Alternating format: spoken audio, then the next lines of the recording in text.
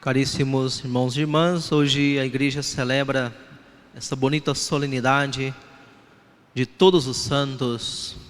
Esse ano, felizmente, o domingo caiu bem na data exata desta festa, então podemos celebrar em comunhão com a igreja em todo o mundo. Como sabemos, no Brasil, quando dia 1º de novembro não cai em domingo, a solenidade de Todos os Santos é transladada para o domingo seguinte.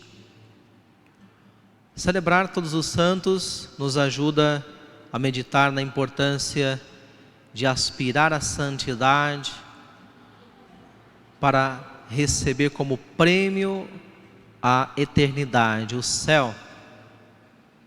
Essa solenidade está em profunda conexão com a celebração que iremos fazer amanhã, dia 2, Dia dos Fiéis Defuntos, comemoração de todos os fiéis defuntos.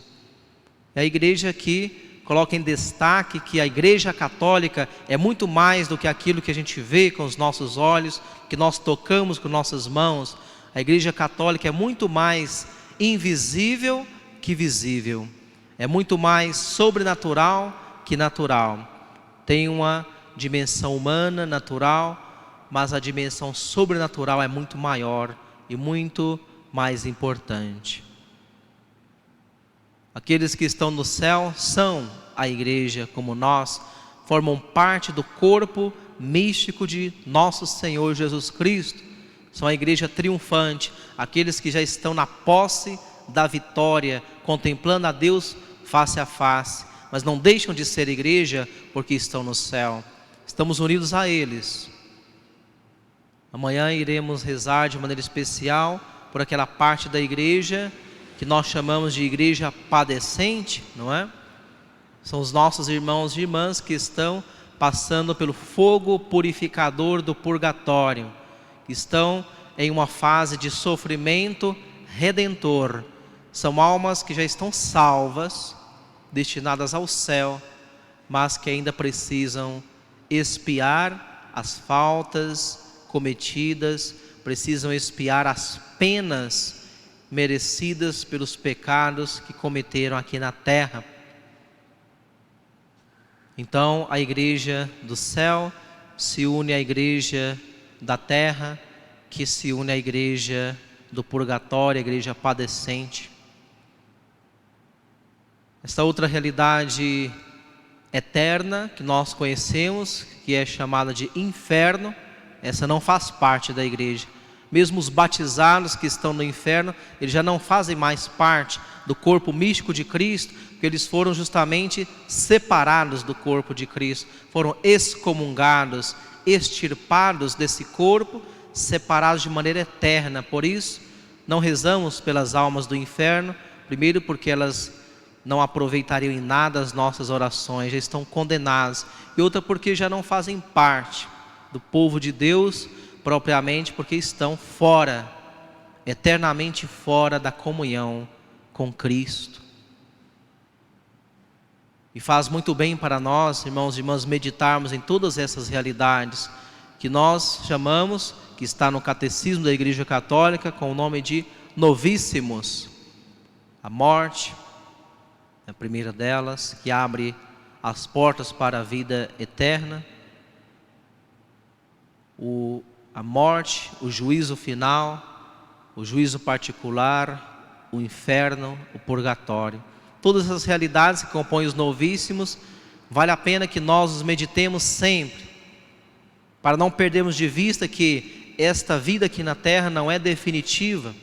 Somos viajantes, somos peregrinos, essa nossa vida passa muito rápido e um dia se abrirá para nós as portas da eternidade, depois de passarmos pelo trânsito difícil da morte.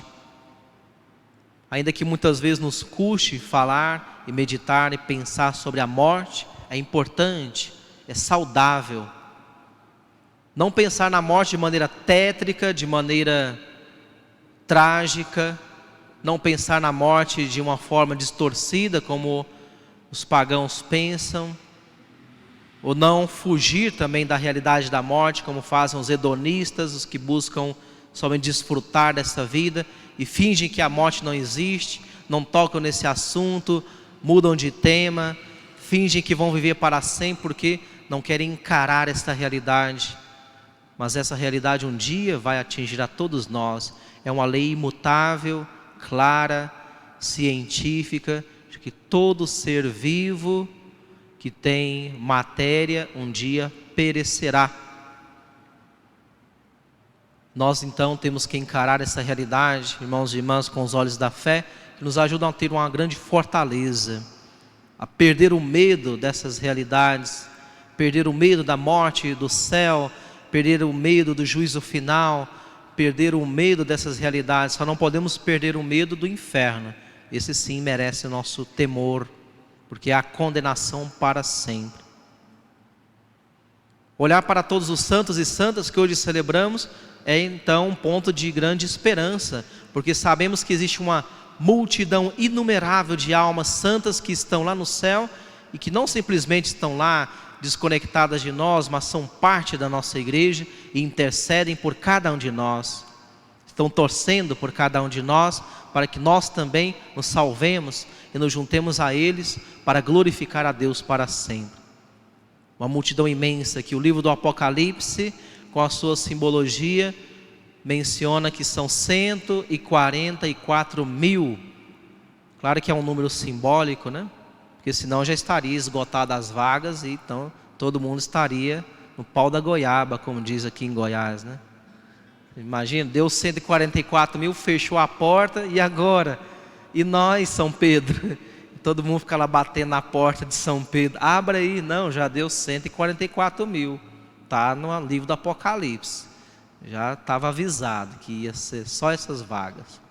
Não, um número simbólico, como sabemos, que é uma multiplicação de vários números simbólicos, não é? O 12 é um número simbólico na Bíblia, simboliza o povo de Deus. No Antigo Testamento, 12 foram as tribos que formaram o povo de Israel, não é? No Novo Testamento, 12 foram os apóstolos que formaram o Senado de Cristo, a hierarquia da igreja no Novo Testamento. 3 é o número da perfeição. Deus é trino, Pai, Filho e Espírito Santo. Então, 12 vezes 12 vezes 12 dá quanto?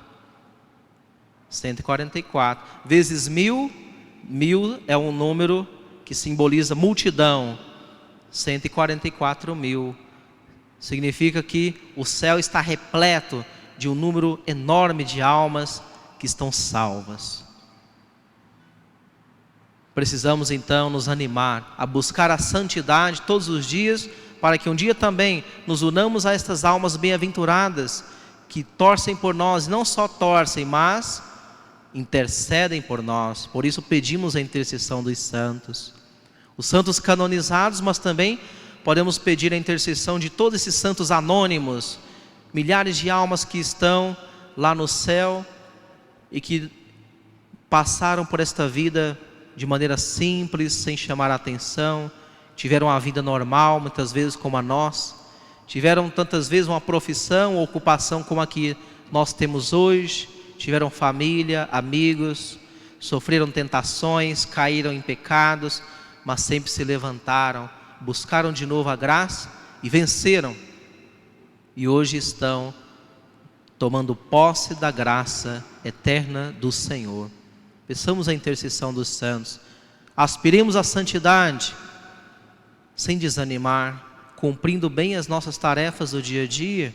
A santidade se conquista com as coisas ordinárias.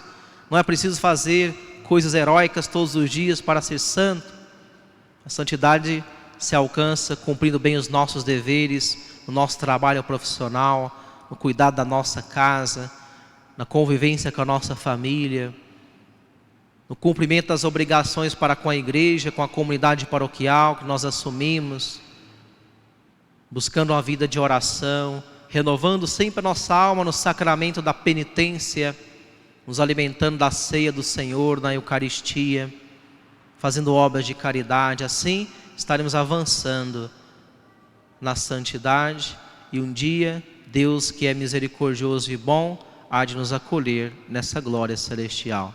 Peçamos, portanto, para finalizar, a intercessão de Nossa Senhora, ela que é rainha dos céus, rainha de todos os santos, rainha de cada um de nós, rainha da igreja, que ela, como mãe de Deus, interceda por nós. Ela também está lá no céu, reinando com Cristo, que ela nos ajude a alcançar essa santidade para um dia entrarmos na posse definitiva da graça que Deus reserva para cada um de nós.